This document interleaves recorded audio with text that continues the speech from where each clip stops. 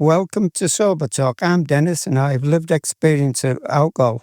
If you or anyone you know is struggling with alcohol, please call Alcoholics Anonymous on 1300 222222 or check out their website on aa.org.au. I'll just run through the preamble of Alcoholics Anonymous. Alcoholics Anonymous is a fellowship of men and women who share their experience, strength, and hope with each other. They must solve their common problems and help others to recover from alcoholism. The only requirement for membership is a desire to stop drinking. There are no dues or fees for AA membership. We are self-supporting through our own contributions. AA is not allied with any sect, denomination, politics, organisation, or institution, does not wish to engage in any controversy, neither endorses or opposes any causes. Our primary purpose is to stay sober and help other alcoholics achieve sobriety. Good day, my name is Chris, and I'm an alcoholic and member of Alcoholics Anonymous. My journey into alcohol began quite a long time before I actually picked the drink up. My father was a violent alcoholic, and I hated what alcohol did to him and what it did to my family, and never occurred to me that when I was 14 or 15, that it may not be a good idea for me to pick up a drink, which I did with impunity. I was young and silly and started chasing girls and smoking cigarettes all around about the same time. And while it was fun in the early times, my drinking, as I grew a bit older and started attending pubs and clubs and nightclubs, was a little bit different to my friends. And when it was my shot to go and get a round of drinks, I'd want an extra one at the bar for me. So that while they were pouring the drinks, I'd have the quick one at the bar. And consequently, I used to get pretty drunk and make a fool of myself. And I was very fortunate at the age of 15, I met my wife-to-be. And we went all merrily drinking and partying as young kids do. And gradually me progressing into alcoholism. At the age of 20, we decided to emigrate to Australia, and we arrived in Australia on the 30th of December 1974 at 6:30 in the morning. Arrived in Sydney, and I thought I'd come to heaven. In that morning, my brother took me to an early opener. I couldn't believe my luck. I thought, what a wonderful place to get the beer at 6:30 in the morning. And it progressed from there. And it got gradually worse. We made some friends, and parties happened, and Chris would be the person that would be at the end of the night, all asleep drunk in the corner somewhere, or going to somebody's bed that wasn't his. And so consequently, the invites out were getting less and less and less. At the age of 20, or there, about 20, after 6 years, about 26, my wife started making noise about starting a family. And so my sister was living in Adelaide. We decided to move over here and begin a family in Adelaide. And my first son came along shortly after that, and that changed my drinking.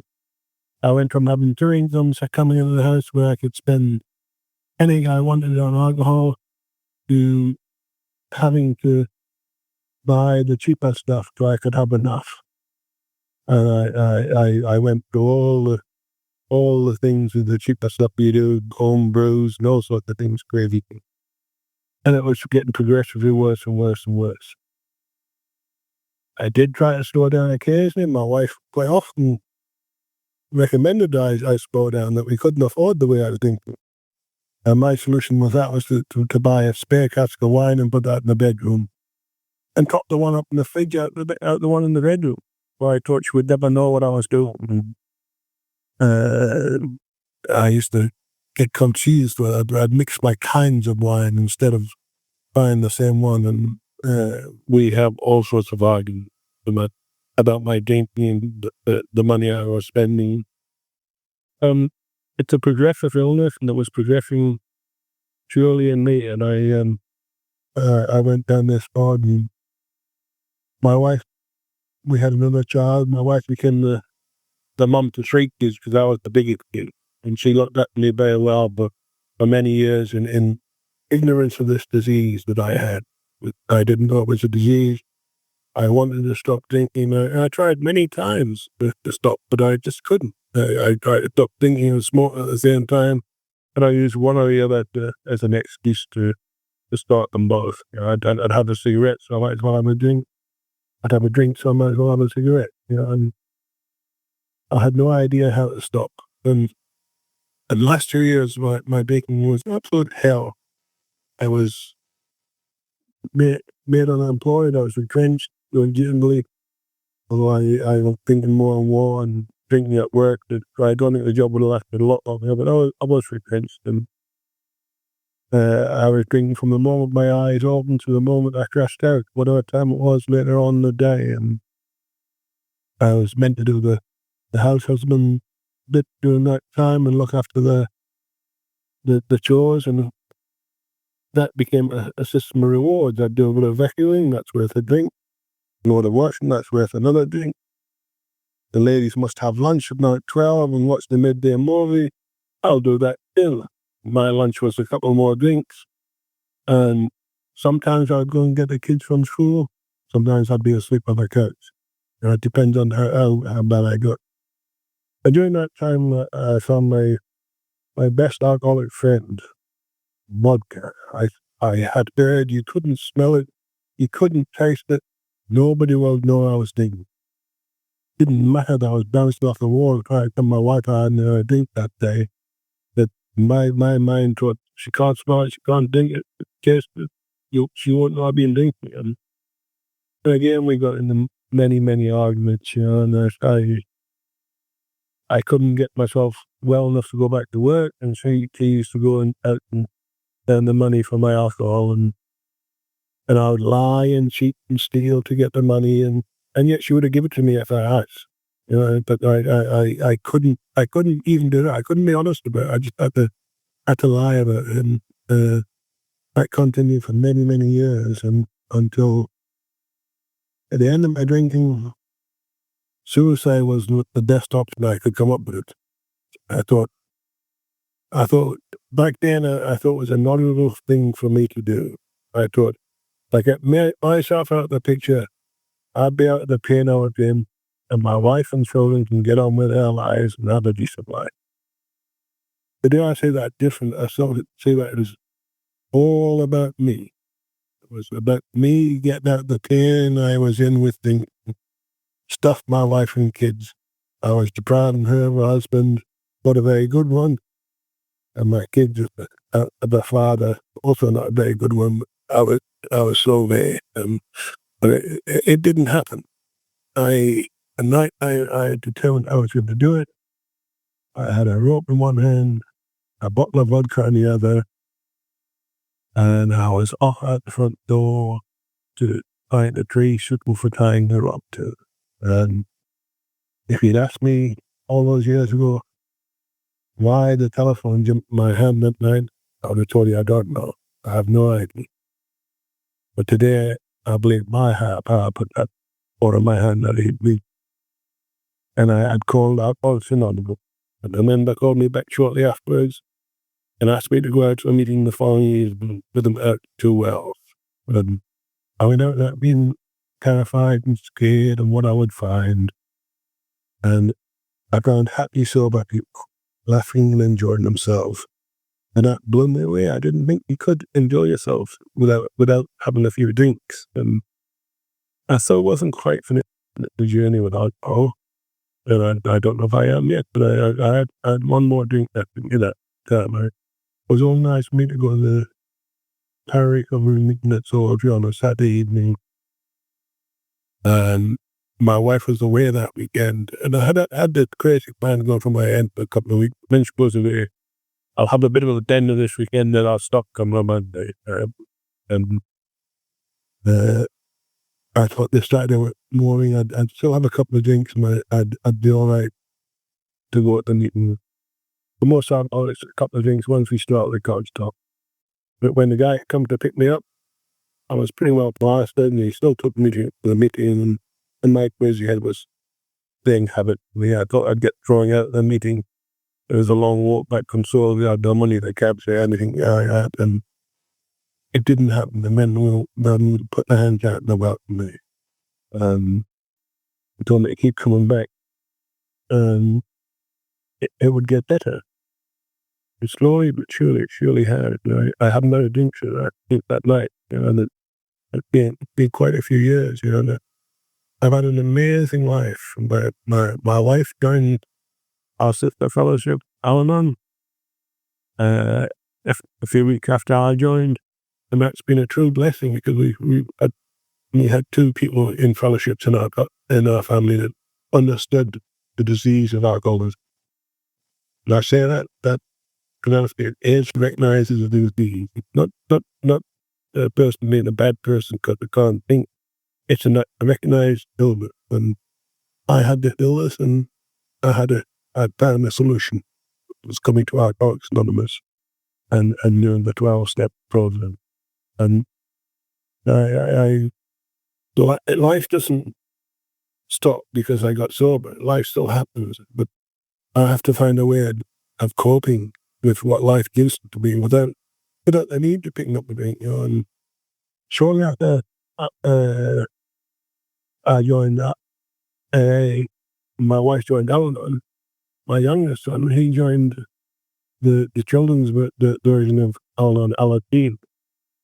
And that was a real blessing because I at that time I had no skills of being a parent. I'd been drank during most of the kids' lives, and he was about 13, and I was trying to tell him what to do, and he wouldn't do it.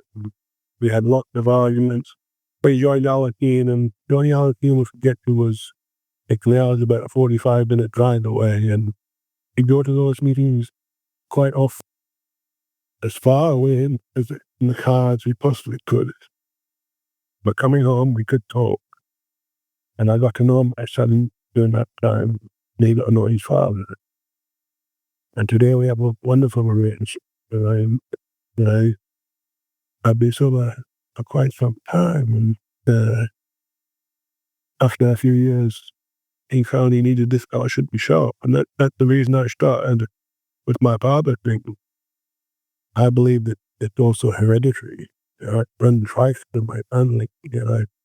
My father was an alcoholic. I'm an alcoholic. My son's an alcoholic. He's now 6 years sober and has given me two beautiful twin grandboys. My eldest son understands alcoholism. We regularly talk about alcoholism in my family. I've got two older grandkids that know what I hear. I don't hide this from anybody. It's part of me. And I have a wonderful life today. I'm about to retire. My wife has just recently retired.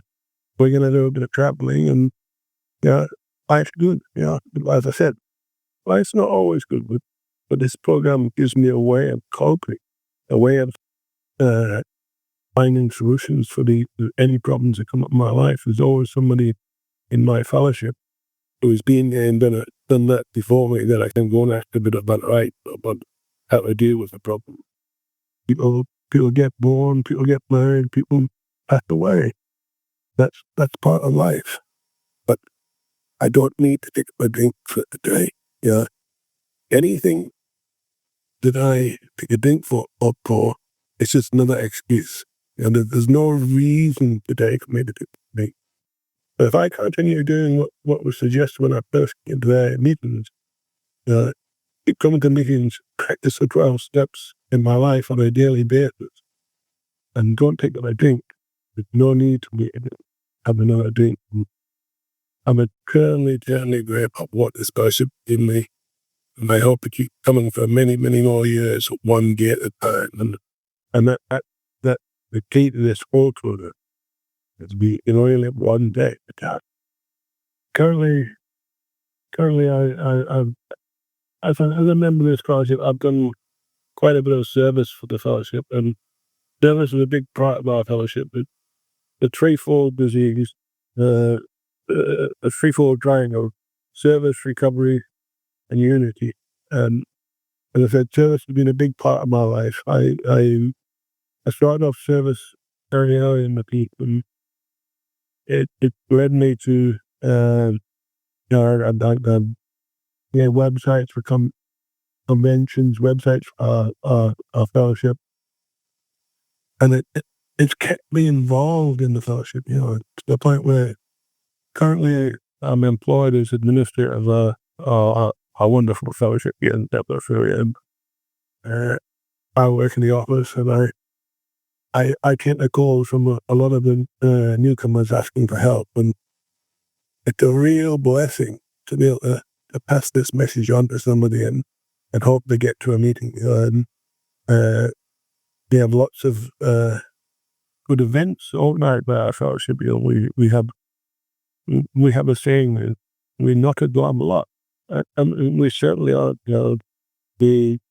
We have the regular camp weekends away where we get together with 40 or 50, 60 people and families, have meetings and fellowship and have an absolute ball the whole weekend. And we do that several times a year in South Australia, and lots of times around the country there's events happening.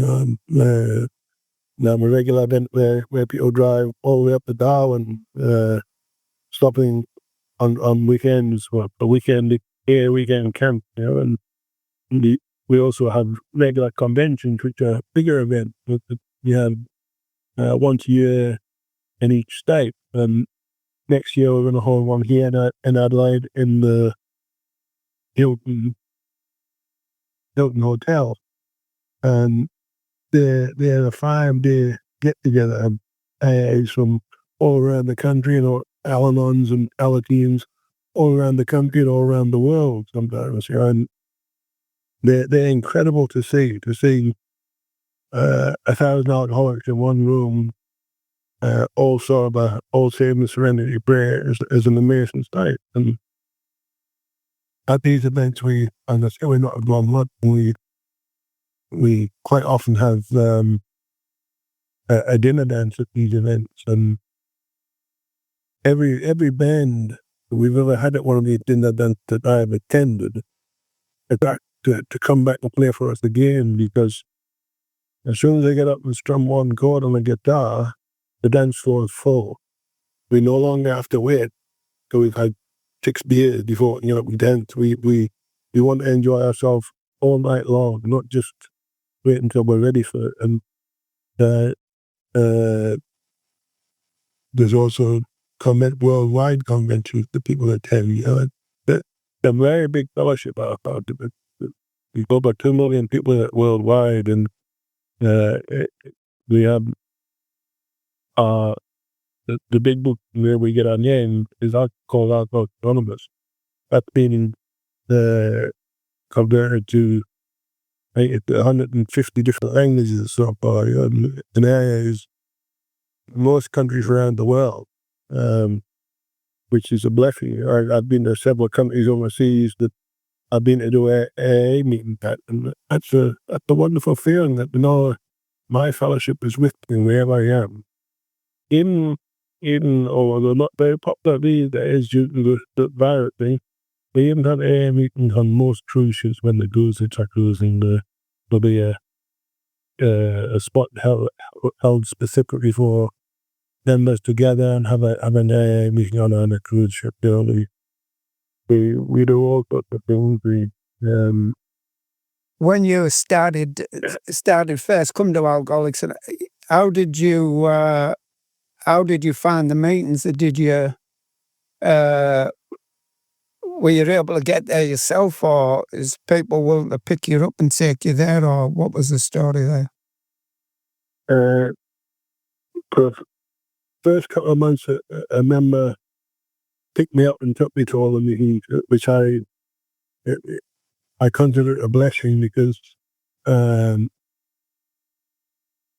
came in November, which was just starting to warm up, and it was an Ashes England cricket tour that year, and he never gave me the option to I'll not go to the meeting night. I'll watch the cricket. Too hot. I'll stay at home, which was a blessing. It meant I got to lots and lots of meetings. And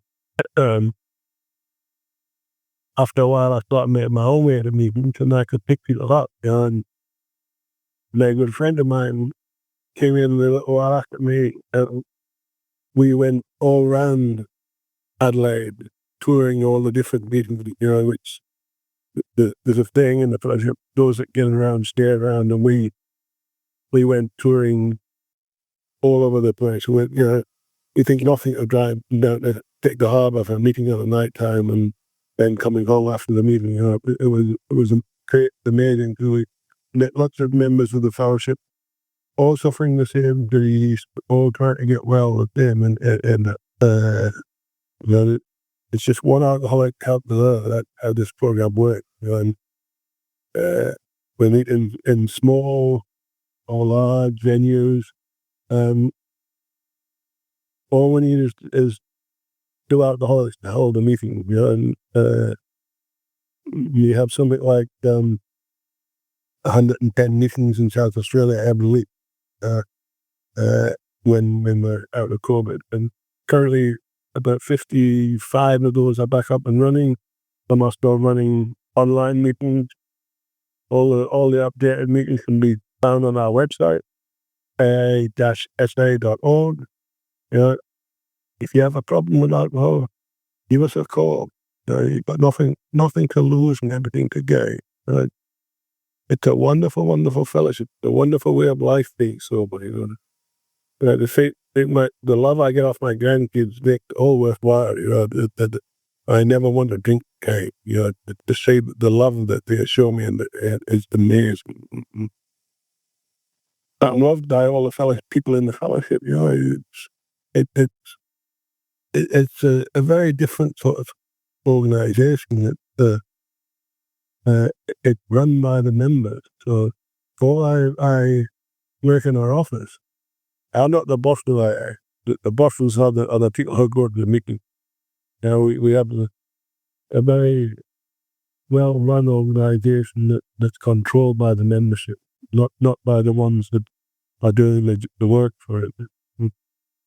They're very strange to most people's concept. That the people in the meetings tell us what to do, and we do it. But it's our job to do what they request and run the fellowship the way they think it should be run, and that runs very, very well for this disorganized